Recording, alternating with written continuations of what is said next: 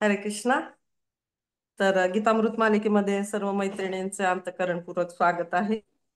तर आपण आज पाहणार आहोत भगवद्गीता जशी आहे तशी मोक्ष संन्यास योग, जो शेवटचा अध्याय आहे आपल्यासाठी.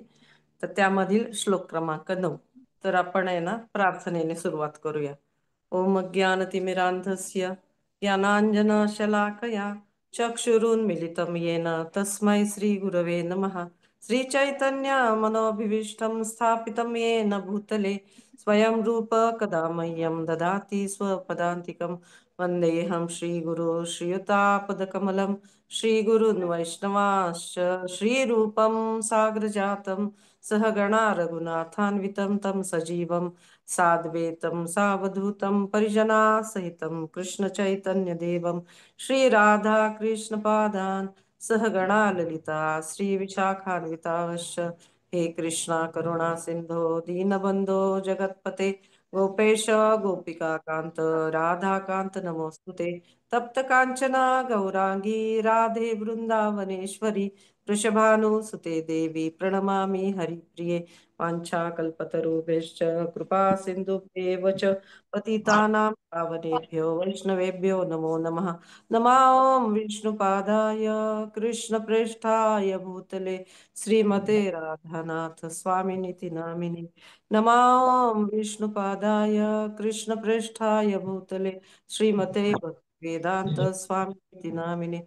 नमस्ते सरस्वती देवे गौरवाणी प्रचारिणे निर्विशेष शून्यवादी पाश्चात्य देशतारिणे. जय श्री कृष्ण चैतन्य प्रभो नित्यानंद श्री अद्वैत गदाधर श्रीवासादि गौरभक्त वृंद. हरे कृष्णा कृष्णा कृष्णा हरे हरे, हरे राम राम राम हरे हरे. हरे कृष्णा. सर्व मैत्रिणींना दंडवत प्रणाम. तर गीतामृत मालिकेमध्ये सगळ्यांचं सहर्ष अंतःकरणपूर्वक स्वागत आहे. एक मिनिट. अलका, ऐकायला येते?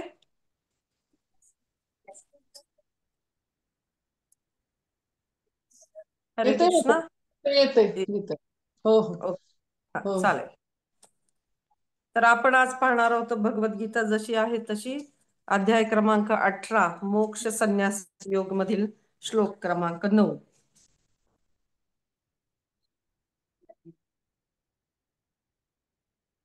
तर श्रीकृष्ण आपल्याला अर्जुनाच्या माध्यमातून अतिशय सुंदर असे उपदेश प्रदान करत आहेत. ते सांगत आहेत की तामसिक त्याग म्हणजे काय, त्याच्यानंतर राजसिक त्याग म्हणजे काय. तर आज आपल्याला 9व्या श्लोकामधून हे जाणून घ्यायचं की सात्विक त्याग म्हणजे कशाला म्हणायचं. तर आपण बघूयात श्लोक क्रमांक 9. कार्यमित्येव यत्कर्म नियतं क्रियतेऽर्जुन संगत्यक्ता फलं चैव सत्याग सात्विको मतः. हे अर्जुन, भगवंत सांगतायत, हे अर्जुन, ज्यावेळी मनुष्य नियत कर्म करायलाच हवे म्हणून करतो आणि सर्व प्रकारची भौतिक संगत आणि फलाची आसक्ती सोडून देतो, त्यावेळी त्याचा त्याग सात्विक समजला जातो. तर तात्पर्यामध्ये प्रभुपाद अगदी थोडक्यामध्ये खूप छान पद्धतीने समजून सांगतायत. तर सगळेजणांकडनं अपेक्षा आहे की प्रत्येकीने भगवद्गीता समोर ठेवावी आणि तात्पर्याकडे देखील लक्ष द्यावं. तर तात्पर्यामध्ये प्रभुपाद सांगतायत की नियत कार्य कर्तव्याच्या भावनेने केले पाहिजे, कर्तव्याच्या भावनेने नियत कार्य केले पाहिजे आणि मनुष्याला फलासक्ती सोडून कर्म केले पाहिजे. त्याने कर्माच्या गुणांपासून अलग झाले पाहिजे. उदाहरण सांगतायत प्रभुपाद की कारखान्यात कृष्ण भावनेने कर्म करणारा मनुष्य स्वतःला कारखान्यातील कार्यात गुंतवून ठेवत नाही, अथवा कारखान्यातील कामगारांचा संग करत नाही. तो केवळ श्रीकृष्णांकरिता कर्म करीत असतो आणि ज्यावेळी तो कर्मफळ श्रीकृष्णांना अर्पण करतो त्यावेळी तो दिव्य स्तरावर कार्य करत असतो. तर दिव्य स्तरावरती, या भौतिक जगामध्ये राहून दिव्य स्तरावरती कार्य कसं करायचं, तर हे या श्लोकामधून आपल्याला समजून घेण्याचा आपण करणार आहोत. एक सेकंद.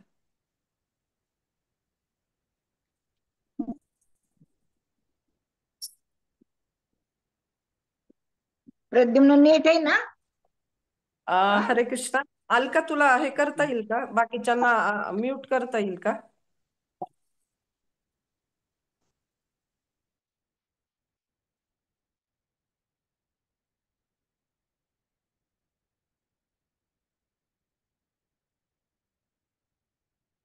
ओके, ठीक आहे, चालेल.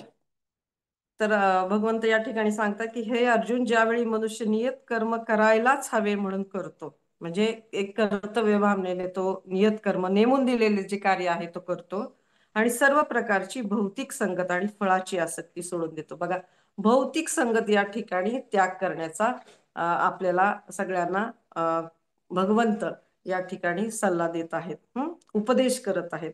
आणि सर्व प्रकारची भौतिक संगत आणि फळाची आसक्ती आसक्ती सोडण्याची देखील ते आपल्याला एक दृष्टिकोन देत आहेत. आणि अशा प्रकारचं ते आपल्याला उपदेश करत आहेत की फळाची आसक्ती देखील आपण करायची नाही, कर्तव्य करायचं, परंतु त्या कर्तव्य फळाची अपेक्षा आपण धरायची नाही. त्यावेळी त्याचा त्याग सात्विक समजला जातो. तर या त्यागाला भगवंताच्या दृष्टीने सात्विक असा त्याग म्हटलं जातं. तर जेव्हा जेव्हा सात्विक गुण प्रगट होतो किंवा सत्व गुणांबद्दल चर्चा केली जाते, तेव्हा दोन गोष्टी ह्या असणारच आहेत त्याच्यासोबत. त्या म्हणजे कर्तव्य भावनेने क्रिया होणार. कुठल्या भावनेने? तर कर्तव्य भावनेने क्रिया होणार आहेत. आणि फळाची किंवा रिझल्टची अपेक्षा असणार नाही. मग फलासक्ती जी म्हणतो, आसक्ती, त्या आसक्तीचा आपण त्याग करायला हवा. त्या प्रकारच्या त्यागाची भावना सत्वगुणामध्ये जेव्हा एखादी व्यक्ती असते, त्या प्रकारची तिची भावना असते. तिला कर्तव्य भावनेने क्रिया करते आणि फळाची कसली ती अपेक्षा करत नाही. इथं आपल्याला हे समजून घेता येतं बघा मैत्रिणींनो, की सत्वगुणातील त्याग म्हणजे सात्विक त्याग कर्तव्य भावनेने केले जातात. आता ही कर्तव्य भावना आपण गीतेमध्ये खूप छान पद्धतीने मैत्रिणीने समजून सांगितलेली आहे. आणि आपण क्रियांचा करता आहोत या भावनेचा त्याग या ठिकाणी केला गेला पाहिजे. आता तात्पर्यामध्ये खूप छान प्रभुपादांनी सांगितलं की नियत कर्म कर्तव्याच्या भावनेने केले पाहिजे. जे आपल्याला नियमून दिलेलं कर्म आहे किंवा कार्य आहे, जी आपली ड्युटी आहे, तर ती कर्तव्य भावनेतून आपण केली पाहिजे. आणि मनुष्याला फलासक्ती सोडून कर्म केले पाहिजे. आता खूप छान समजून घेण्याचा हा मुद्दा आहे की आपण पूर्वी देखील वारंवार वारंवार या गोष्टीचा ऐकतोय, श्रवण करतोय की फळाची अपेक्षा ठेवू नका. One should not attach to the result. पण प्रश्न हा आहे की हे सर्व करायचं तरी कसं? जेव्हा पहिल्यांदा मी भगवद्गीता वाचत होते कुठल्याही मार्गदर्शनाशिवाय, जेव्हा भगवद्गीता हातामध्ये आली होती, आणि तेव्हा मी इस्कॉनशी कनेक्टेड नव्हते, पण माझ्या मैत्रिणीने मला ती गिफ्ट दिली होती आणि मी एक कुतूहलापोटी, जिज्ञासापोटी मी ती वाचायला घेतली.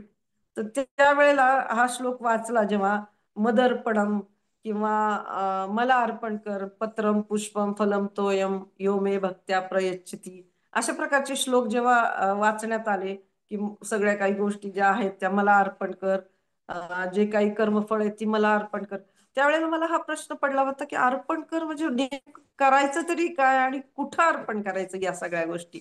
तर जेव्हा भगवद्गीता समजून घ्यायला लागलो आणि लेक्चर्स ऐकायला लागलो आणि प्रभूजींनी खूप छान पद्धतीने मार्गदर्शन केलं, त्याच्यानंतर मग हे थोडंफार समजायला लागले की नेमकं काय आहे हे.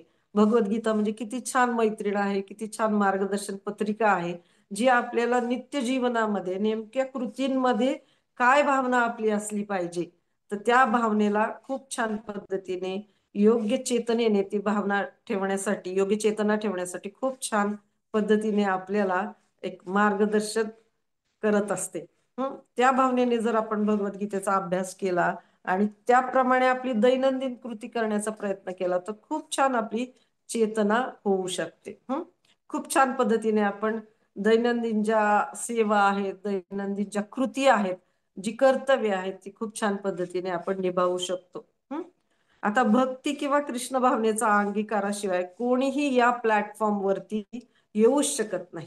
हे खूप महत्वाची गोष्ट आहे मैत्रिणींनो, की जे भगवंतांनी भगवद्गीतेमध्ये सांगितलं आहे, ज्या पद्धतीचं आचरण, ज्या पद्धतीची चेतना, ज्या पद्धतीची मानसिकता आपल्याला ठेवण्यासाठी सांगितलेली आहे, तर ती गोष्ट कृष्ण भावनेचा अंगीकार केल्याखेरीज आपण करूच शकत नाही.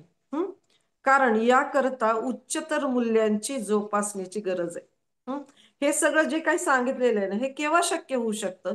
जेव्हा आपण भक्तिमय क्रिया करायला सुरुवात करू शकतो आणि योग्य मार्गदर्शन आपण त्यासाठी घेऊ शकतो. त्यावेळेला या सगळ्या गोष्टी, की कर्तव्य भावनेने एखादी कृती करणं आणि शिवाय कर्मफलाची त्याच्यावरून जे रिझल्ट मिळणार आहेत त्याची अपेक्षा न ठेवणं, म्हणजे निरपेक्ष भावनेने आपली कर्तव्य पार पडणं, नियत कर्तव्य पार पडणं, हे सगळं कधी शक्य होऊ शकतं?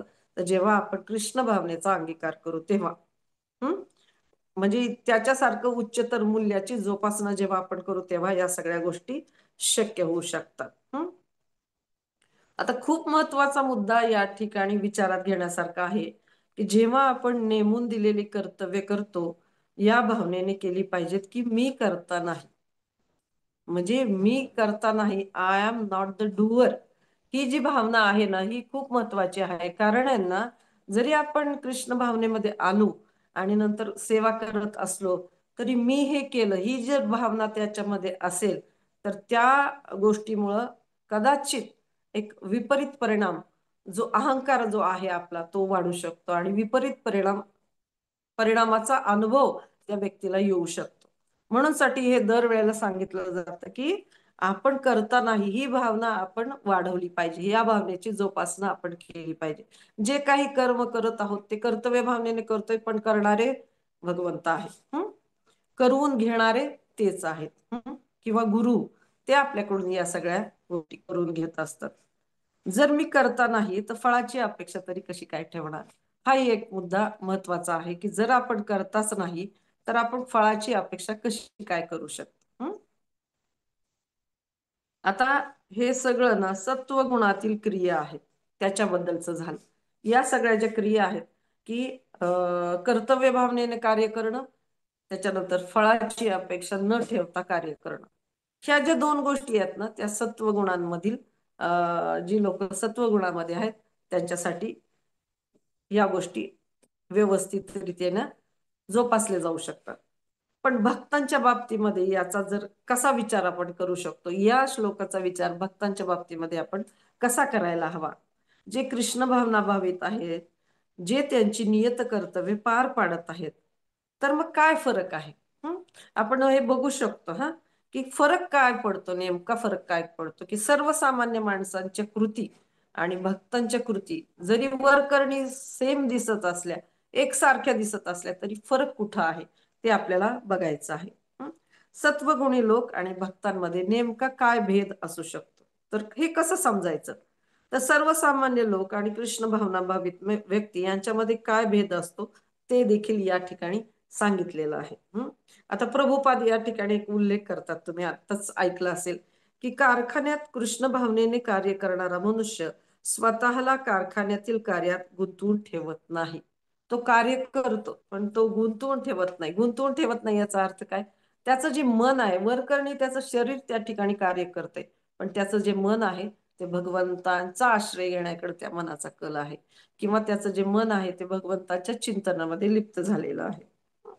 तर इथं दिलंय की काम, आणि तो त्याच्या कारखान्यातील कार्यात स्वतःला गुंतवून ठेवत नाही अथवा कारखान्यातील कामगारांचा संगही करत नाही.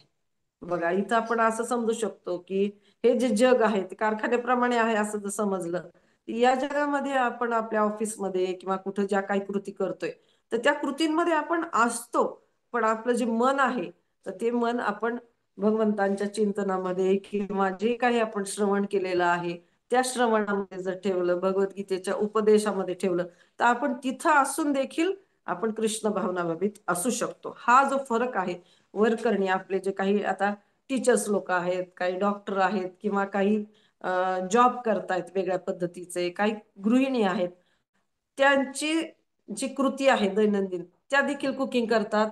इतर सर्वसामान्य लोक आहेत ते देखील त्याच्या ठिकाणी देखील त्यांच्या स्वयंपाकघरामध्ये कुकिंग करतात. आपल्या ज्या टीचर्स आहेत काही जणी, त्या देखील वर्गामध्ये क्लासरूम मध्ये मुलांना शिकवतात. काही दुसरे जॉब करत असतील ते देखील जॉब करतायत, त्यांच्या त्या कृती करत आहेत, जे काही त्यांना ऑर्डर्स आहेत, त्यांचे बॉस लोक सांगतायत किंवा काय, ते करत आहेत सगळ्या गोष्टी. परंतु त्यांनी जे त्यांचं मन आहे तर ते कृष्ण भावना भावित आहे. आणि त्याच्या पाठीमागची त्यांची काय चेतना आहे, हे जे काही मी करत आहे ते मी श्रीकृष्णांच्या संतुष्टीसाठी करत आहे. तर हा भेद आहे. वरकरणी जरी दोन्ही गोष्टी, सर्वसामान्य लोक ज्या कृती करतात त्या कृती आणि आपले भक्त ज्या कृती करतात त्या कृती जरी सारख्या वाटत असल्या आपल्या भौतिक दृष्टीने, तरी देखील त्याच्या पाठीमाग चेतनेमध्ये फरक आढळतो आपल्याला. तर हे या श्लोकामधून आपल्याला समजून घेऊ शकतो आपण. तर कारखान्यात कृष्ण भावनेने कार्य करणारा मनुष्य स्वतःला कारखान्यातील कार्यात गुंतवून ठेवत नाही अथवा कारखान्यातील कामगारांचा संघही तो घेत नाही. हा मुद्दा पण महत्वाचा आहे की संघ घेणं म्हणजे काय, की त्यांच्या बरोबर इतर गोष्टींची वायफळ चर्चा करणं किंवा इतर गोष्टींची, भौतिक गोष्टींची, कार्यकलापांची विनाकारण चर्चा करण्यामध्ये तो त्याचा वेळ घालवत नाही. तो केवळ श्रीकृष्णांकरता कार्य करीत असतो आणि ज्यावेळी तो कर्मफळ श्रीकृष्णांना अर्पण करतो त्यावेळी तो दिव्य स्तरावरती कार्य करीत असतो. बघा याचे परिणाम किती भिन्न आहेत. कृष्ण भावनेचा जेव्हा एखादी व्यक्ती अंगीकार करते तेव्हा तीच त्याची कृती कृष्ण भावना भावित होऊन जाते. ज्या कृतीने इतर सर्वसामान्य व्यक्ती कर्मबंधनामध्ये फसू शकते, तीच कृती जर कृष्ण भावनेमध्ये केली तर तीच कृती कर्मबंधनाला तोडण्यासाठी देखील उपयोगी होऊ शकते. म्हणजे हा फरक आहे चेतनेमध्ये फरक असल्यानंतर आणि कृष्ण भावनेचा स्वीकार केल्यानंतर. आता कर्तव्य करतो पण फळाची अपेक्षा ठेवत नाही, परंतु हे सर्व कृष्ण भावना भावित होते तेव्हा तो श्रीकृष्णांकरता कार्य करीत आहे. श्रीकृष्णांना तो त्याची सर्व कार्य अर्पण करीत आहे. यासाठी त्याचे जी काही कार्य आहेत, त्याची जी काही कार्य आहेत, त्याची जी फळं आहेत ती श्रीकृष्णांना त्याने अर्पण केलेली असतात. जो काही कृती करतोय तो आणि तो या भावनेने करतो की मला हे सगळं भगवंतांच्या संतुष्टीसाठी करायचं आहे. या सगळ्या कृतींमुळे माझे गुरु महाराज किंवा वैष्णव किंवा श्रीकृष्ण संतुष्ट होणार आहेत, ही त्याची त्या कार्य करण्यामागची भूमिका असते. आणि हे सगळ्या गोष्टी ना खूप आश्चर्यकारक आहे.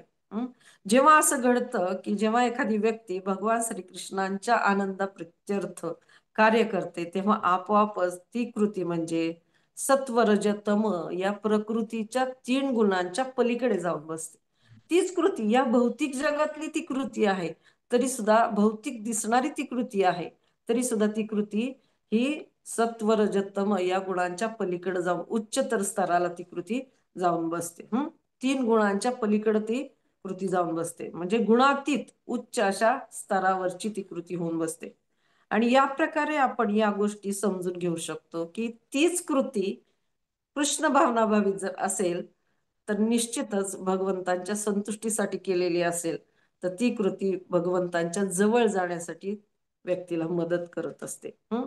वरकरणी समान वाटत असल्या, समजा नोकरी व्यवसाय आता आपण जी चर्चा केली, भक्तांचं उठणं बसणं बोलणं जरी सर्वसामान्य माणसांसारखं वाटत असलं, नोकरी व्यवसायाला ते जातात, सकाळी टिफिन घेऊन जातात, त्याच्यामध्ये प्रसाद घेऊन जातात आणि इतर जे सर्वसामान्य लोक आहेत तर ते त्यांच्या स्वयंपाकघरामध्ये जे काही बनवलं जातंय कृष्णाला अर्पण न केलेलं अन्न ते स्वीकारतात.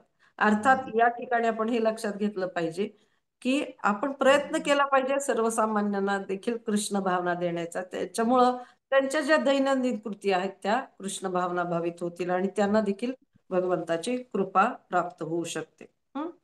आता इथं आपण बघतोय की भावना वेगळी आहे की मी हे सर्व श्रीकृष्णांसाठी करत आहे, मग ती कोणतीही कृती असे ना त्याद्वारे जे काही फळे असतील ती भगवान श्रीकृष्णांनाच मी अर्पण करणार आहे, कारण ही जी कृती आहे ती माझ्याकडून करवून घेतली गेलेली आहे.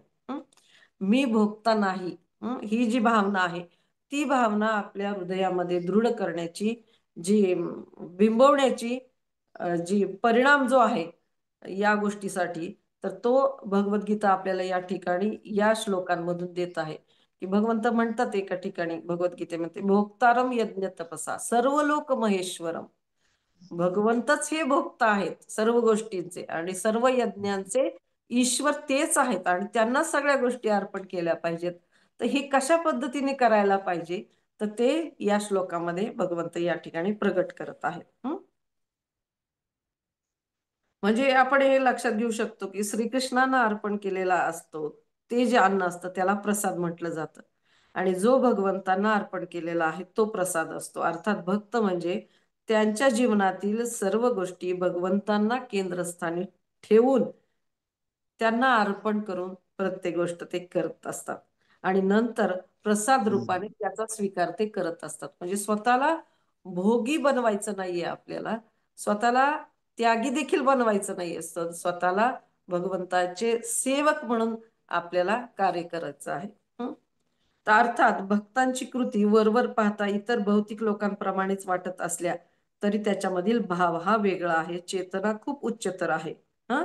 असा व्यक्ती उच्चतर चेतनेमुळे भौतिक कृतीच्या पलीकडे असू शकतो. हं?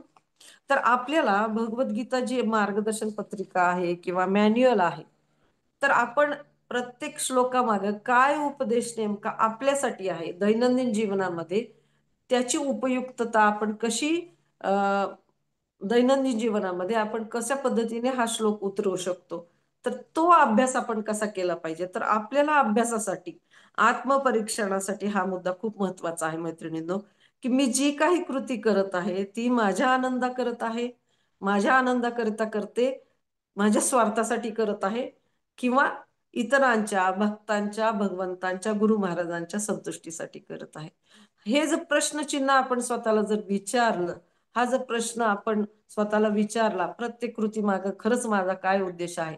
भगवंतांना तो ज्ञात आहे, परमात्मा रूपाने ते आपल्या हृदयामध्ये आहेत, परंतु आपण आपल्याला हा प्रश्न विचारला पाहिजे की खरंच माझ्या कृतीमुळे कोण आनंदी होणार आहे, की मी माझ्या स्वतःच्या स्वार्थासाठी हे करत आहे की इतरांच्या कल्याणासाठी, किंवा भगवंतांना आनंद व्हावा म्हणून, गुरु महाराजांना आनंद व्हावा म्हणून मी ही कृती करत आहे. आणि माझ्या कृती करण्याचा उद्देश नेमका काय आहे ते जर आपण आत्मपरीक्षण केलं तर नक्कीच आपली चेतना ही विशुद्ध स्तरावरती प्रगती करण्यासाठी, वाटचाल करण्यासाठी खूप गतीने पुढे जाऊ शकते. आपल्याला मार्गदर्शन असायला हवंय. आता या बाबतीमध्ये आपण जे काही करतोय ना त्याकरिता आपल्याला मार्गदर्शनाची खूप गरज असते मैत्रिणींनो.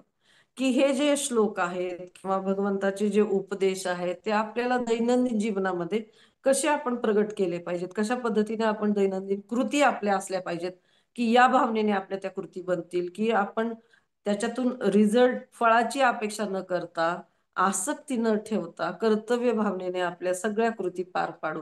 त्याच्यासाठी मैत्रिणींना आपल्याला सदैव मार्गदर्शनाची खूप गरज असते. त्याच्यावरून आपण एका कथेवरून समजून घेऊ शकतो की मार्गदर्शन हे किती महत्वाचं असतं. किंवा आपल्याला कोणाचं तरी आपण दास्यत्व आपण स्वीकारलेलं आहोत, तर ते दास्यत्व नेमकं कोणाचं स्वीकारलं पाहिजे ह्या गोष्टीसाठी आपल्याला मार्गदर्शनाची गरज असते. तसं पण आपलं जे स्वरूप आहे ते दासाचंच आहे. हं? दास्य भावनेनेच आपण, सेवा भावना हा जीवाचा स्वभावच आहे. फरक इतकाच आहे की आपण मायेची सेवा करत आहोत भौतिक प्रकृतीची, की भगवंताची सेवेचा आपण स्वीकार केलेला आहे. तर ह्या गोष्टींमध्ये खूप कमी असं एक म्हणतो ना बाउंड्री लाईन अतिशय पुसट आहे. तर ती आपल्याला बाउंड्री लाईन व्यवस्थित कळण्यासाठी की माझी ही कृती योग्य होतीये का, माझी ही कृती करण्यामागची भावना योग्य आहे का, तर हे चेक करण्यासाठी किंवा याच्याबद्दल मार्गदर्शन करण्यासाठी आपल्याला वरिष्ठ वैष्णव उपस्थित असतात. त्याच्यानंतर आपल्याला नंददुलाल प्रभूजी या ठिकाणी मार्गदर्शक शिक्षा गुरु म्हणून लाभलेले आहेत. तर आपण नेहमी अगदी सातत्याने त्यांचं मार्गदर्शन घेणं खूप खूप गरजेचं आहे, कारण त्यांच्याकडे अनुभवांची शिदोरी असते. ते आपले हितचिंतक असतात आणि आपल्याला कसं दैनंदिन जीवनामध्ये ज्या अडचणी येतात, आपली चेतना नेहमी वरखाली होत असते. त्याच्यानंतर भौतिक प्रकृतीच्या भौतिकवादी लोकांची आपला नेहमी संग येत असतो. जसं प्रभुपादांनी या ठिकाणी दिलंय, एका वाक्यात त्यांनी सांगितलं की एखादी व्यक्ती कारखान्यामध्ये काम करत असते, परंतु त्या ठिकाणी कार्य करताना तो व्यक्ती त्या कामगारांचा संग घेत नाही. परंतु भक्तांना या गोष्टीतून हे शिकायला पाहिजे की इतर भौतिकवादी लोकांचा संघ आपण कशा पद्धतीने घेतला नाही पाहिजे, यासाठी आपल्याला मार्गदर्शकाची गरज असते. तर एक कथा मला या संदर्भात आठवली, छोटीशीच आहे, कदाचित तुम्ही ऐकली देखील असेल. की एक गाय असते आणि ती तिच्या कळपातून बाजूला पडते. संध्याकाळची वेळ असते आणि तो गायींचा जो गुराख्या असतो तर तो बघतो घरी गेल्यानंतर की अरे एवढ्या कळपांमधील आपली जी गाय आहे, एक गाय ही आलेली नाही. मग तो चिंतित होतो. आणि इकडं गाय गाय काय करते की गाय त्या जंगलामध्ये चारा घेताना फिरत फिरत फिरत फिरत अशा ठिकाणी पोहोचते त्या जंगलामध्ये, ज्या ठिकाणी वाघ असतो. त्या गुहेमध्ये तो वाघ असतो. त्याच्यानंतर आहे ना त्या वाघाला आयतच सावज सापडतं. त्याच्यामुळं तो वाघ आहे ना तो त्या गायीच्या पाठीमागे लागतो. गायी अगदी जीवाच्या आकांताने पळत सुटते. आणि पळत पळत पळत पळत काय होते, एका असं चिखलाचं हे असतं त्या ठिकाणी जंगलामध्ये. खूप चिखल असतो त्या ठिकाणी, दलदल असते. त्या दलदलीमध्ये ती गाय फसते. आणि त्या फसल्यानंतर काय होतं, ती हंबरडा फोडायला लागते. खूप मोठ्यांदा ती आक्रोश करायला लागते. तिला असं वाटत असतं की माझा जो मालक आहे तो कधीतरी येईल, या भावनेने ती ओरडत असते. आणि हा जो वाघ आहे तिचा पाठलाग करत करत करत त्या ठिकाणी पोहोचतो. आणि पाठलाग करताना तो एवढी मोठी उडी घेतो गायीवर झडप घालताना की तो देखील त्या दलदलीमध्ये फसून जातो. मग असं होत होत राहतं आणि तो वाघ डरकाळ्या पडत असतो, पण त्या दलदलीतून तो देखील हालचाल करू शकत नाही. पण तो जेव्हा गायीचा मालक तिला शोधण्यासाठी येतो, तर त्यावेळेला बरोबर त्या गायीला तो मालक आहे ना कासराच्या पुढं ओढून घेतो. तर याच्यातून त्या गायीची त्या दलदलीमधून सुटका होते.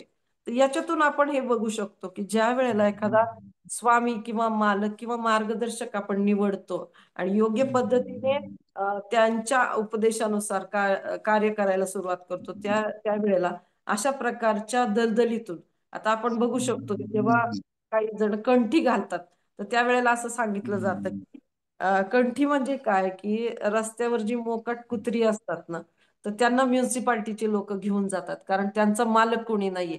परंतु जेव्हा आपण कंठी परिधान करतो त्यावेळेला अ, जे यमदूत आहेत त्यांना समजतं की अरे ह्यांचा मालक, ह्यांचे जे स्वामी आहेत, तर ते आहेत भगवान श्रीकृष्ण. हा तर त्यावेळेला ते मृत्यू तर प्रत्येकाला येणारच आहे, परंतु यमदूतांची हिंमत होत नाही की त्या व्यक्तीला नरकामध्ये घेऊन जाणं.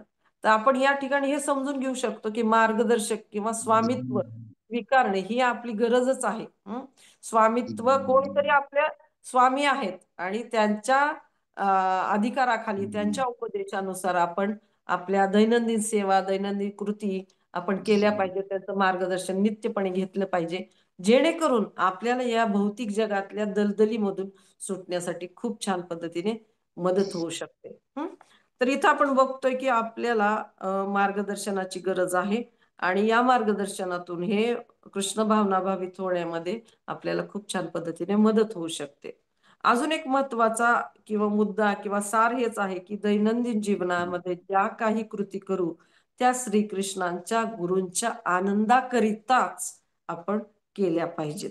आणि जे काही त्याची फळं येतील किंवा रिझल्ट येतील ते भगवान श्रीकृष्णांत आपण केंद्रस्थानी ठेवून त्यांना अर्पण केले पाहिजेत. म्हणजे आपल्या जीवनाची घडी आपण याच पद्धतीने बसवली पाहिजेत की जेणेकरून भगवान श्रीकृष्णांना ती कृती अर्पण होईल, भगवान श्रीकृष्ण संतुष्ट होतील.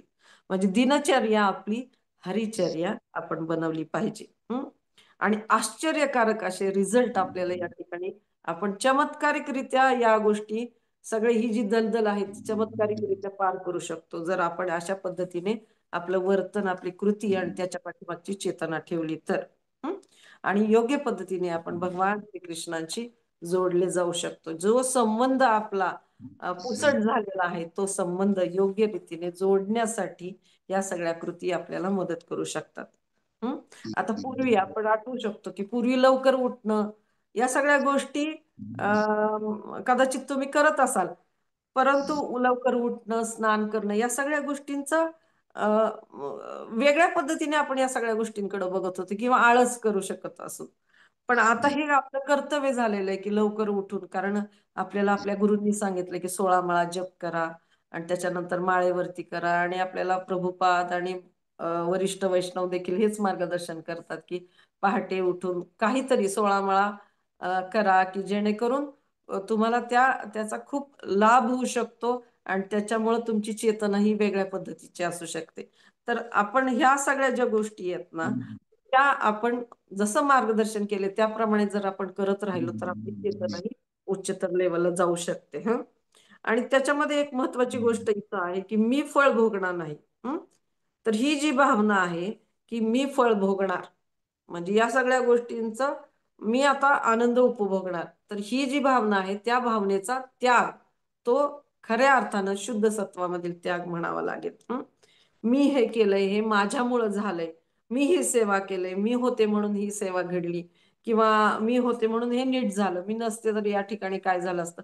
ही जी लहान सहान गोष्टीचा अहंकार आपल्या मनामध्ये आहे ना, तो देखील आपल्यामध्ये असला नाही पाहिजे. या ठिकाणी आपण जेव्हा आपण साधना भक्ती करतोय तर त्या ठिकाणी आपण रोज स्वतःला चेक केलं पाहिजे की खरंच एखादी गोष्ट करण्यामागची माझी भावना काय आहे, आणि ही केल्यानंतर माझ्या मनामध्ये नेमके कोणते विचार रुंजी घालत आहेत.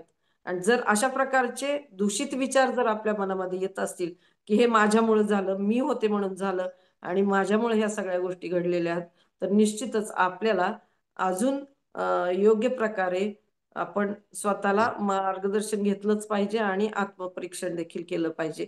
त्याच्यामुळं काय होणार आहे की आपली जी भक्तीची गाडी आहे ती सुरळीत चालणार आहे.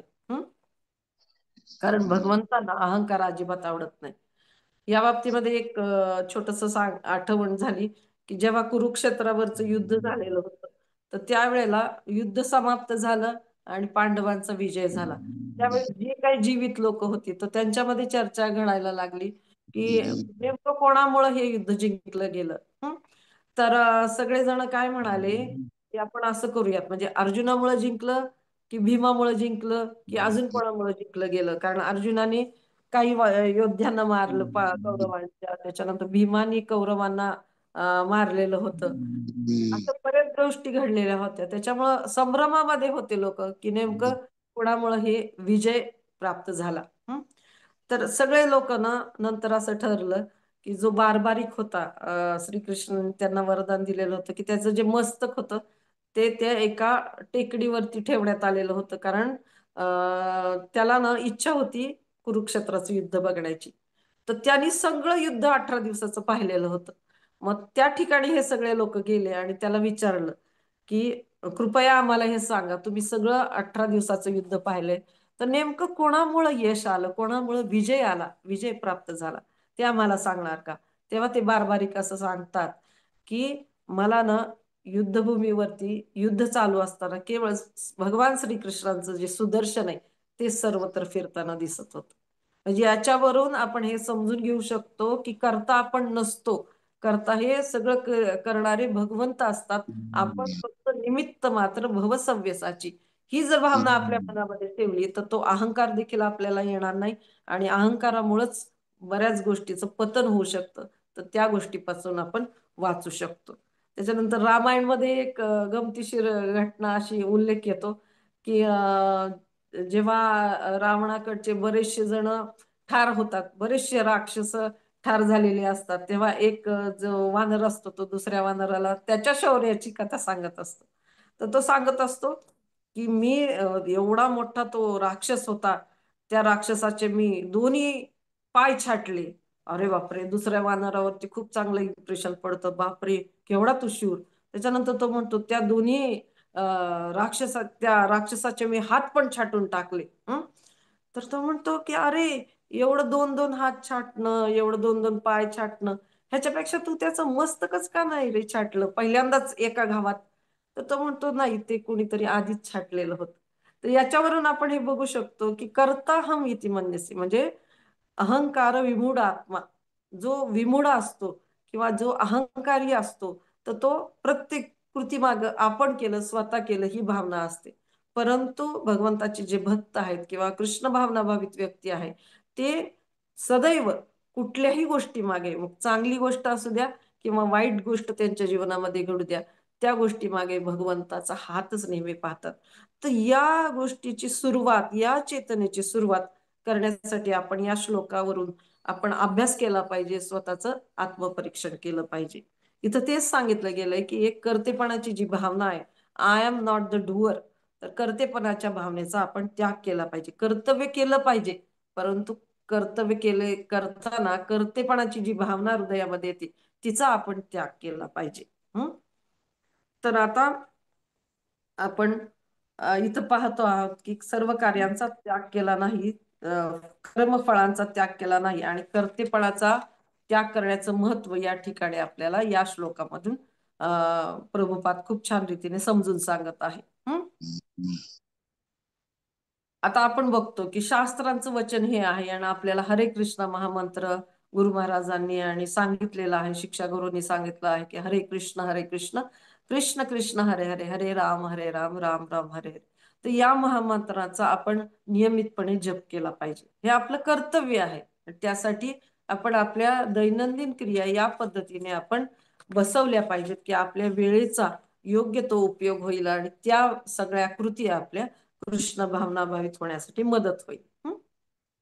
तर कधी कधी आपला जप असा पण असू शकतो की कधी कधी अपराधयुक्त जप असू शकतो, पण आपण आतापर्यंत हे लक्षात घेतलं की अशा पद्धतीने पण आपल्याला जप हे करत राहिलं पाहिजे. हळूहळू या सगळ्या गोष्टी करत राहिल्यानंतर वैष्णवांच्या कृपेने, भगवंताच्या कृपा आशीर्वादाने आणि मार्गदर्शनामुळे आपल्याला योग्य पद्धतीने आपण या सगळ्या गोष्टी करू शकू. आणि आपण जर हे भावना लक्षात घेतली की श्रीकृष्णांना यातून आनंद मिळणार आहे आणि आपल्याला स्वतःला किती कष्टप्रद वाटतंय, चांगलं वाटतंय किंवा वाईट वाटतंय, यापेक्षा ना भगवान श्रीकृष्णांना, गुरूंना या दृष्टीने आनंद वाटणार आहे, माझ्या या कृतीने आनंद वाटणार आहे, तर ती गोष्ट आपण निश्चितपणे आपल्यासाठी एक प्रगतीकारक होऊ शकते.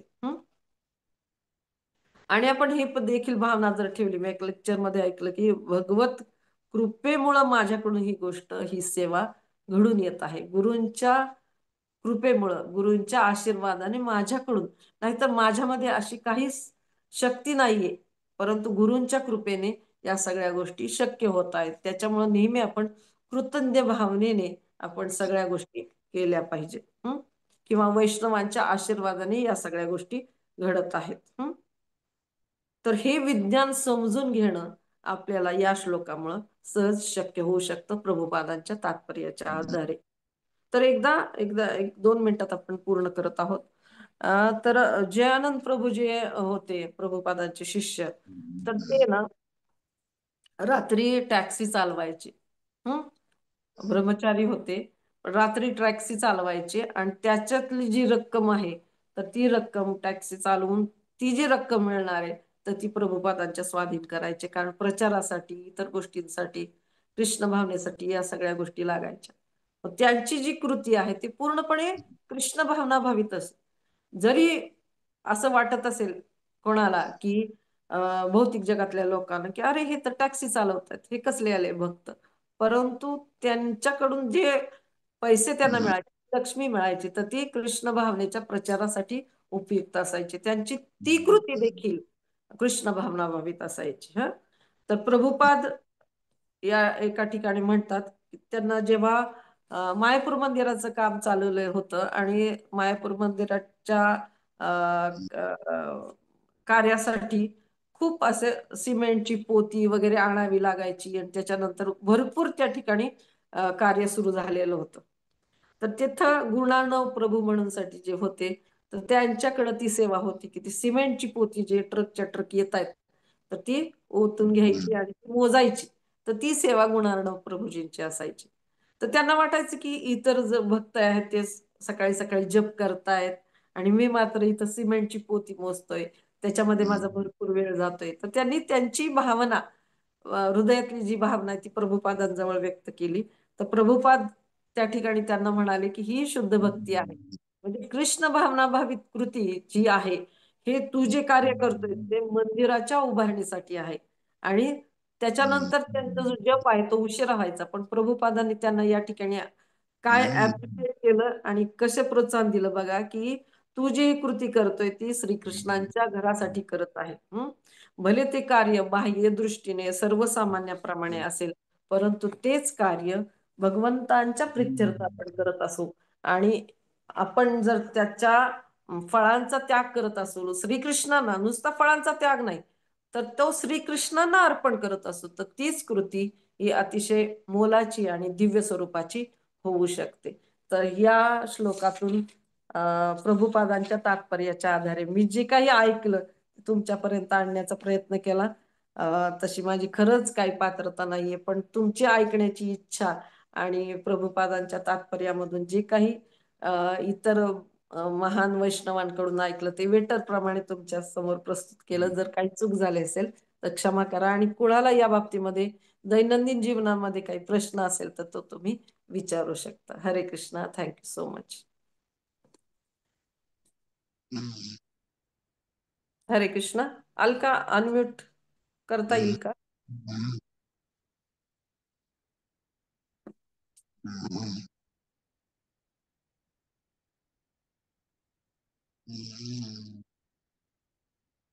हरे कृष्णा. हरे कृष्ण. दंडवत प्रणाम माताजी. दंडवत खूपच दंडवत. खूपच खूपच सुंदर लेक्चर झालं. अगदी मन लावून ऐकलं मी. म्हणजे प्रत्येक शब्द, प्रत्येक वाक्य खूपच महत्वाचे वाटत होते मला. म्हणजे आणि आपल्या जीवनासाठी किती आवश्यक आहे. म्हणजे तुम्ही जी ऍक्टिव्हिटी दिली आहे ती पण खूप छान वाटली, की आपण आपलं निरीक्षण केलं पाहिजे, की आपण प्रत्येक कार्य हे कसं करतोय, किंवा भगवंतांच्या प्रित्यर्थ करतोय का आपल्या भोगासाठी करतोय. हे एक आपण निरीक्षण करून आपल्या जीवनात आपण खूप बदल आणू शकतो. आणि हे पण खूप आवडलं मला, की म्हणजे भोगी त्यागी न होता म्हणजे आपण कशा पद्धतीने सेवक व्हायला पाहिजे भगवंतांचं. म्हणजे खूप प्रत्येक कथा आणि गोष्ट ह्या सगळ्या खूपच सुंदर होत्या. थँक्यू माताजी. हरी बोल हरी बोल. उत्सुकतेमुळे काही बोललं गेलं असेल. Thank you so much. थँक्यू माताजी. अरे, तर उद्याचं लेक्चर देखील सगळ्यांनी ऐकावं, कारण खूप डिटेल मध्ये भगवंत या ठिकाणी आपल्याला उपदेश करतायत, आणि जे आपण खरोखर दैनंदिन जीवनामध्ये आपल्याला उपयुक्त पडणाऱ्या गोष्टी आहेत. Thank you so much. हरे कृष्णा. थांबूया माताजी. चालेल माताजी. मला वाटतं होस्ट. बघायला लागेल हा, एक हा, मिनिट. होस्ट कोण आहे? एक मिनिट. तनुजा शितोळे माताजी होस्ट आहेत. माताजी. तनुजा माताजी. हरे कृष्णा. त्यांनी एंड केलं तर हा, होऊ हरे शकतं. कृष्ण माताजी. हरे कृष्णा. दंडवत प्रणाम. छान छान झालं हा लेक्चर. खूप थँक्यू खूप थँक्यू सुंदर. माताजी. हो हो. तुमच्या इच्छेमुळं. हरी बोल. थांबूया का माताजी? हा माताजी, शितोळे माताजी, तुम्ही होस्ट आहात, तुम्ही एंड करता का? हो हो, करते की. हो करू का? चालेल. हा हो प्लीज. चालेल. कोणाला काही प्रश्न नसेल तर मग. नाही, प्रश्न वगैरे कुणाला काही असतील तर विचारा माताजी तुम्हाला. हा आणि चालेल. खूप अनम्यूट. रसिका खूपच महावे माताजी, थँक्यू. खूपच छान. हरे कृष्ण. दंडवत प्रणाम माताजी. खूप छान लेक्चर झालं.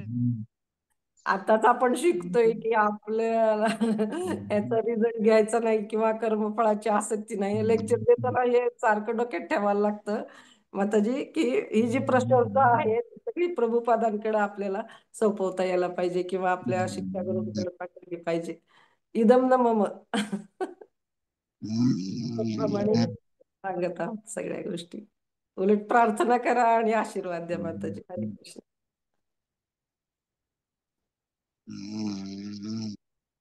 चालेल, थांबूया माताजी. तनुजा माताजी.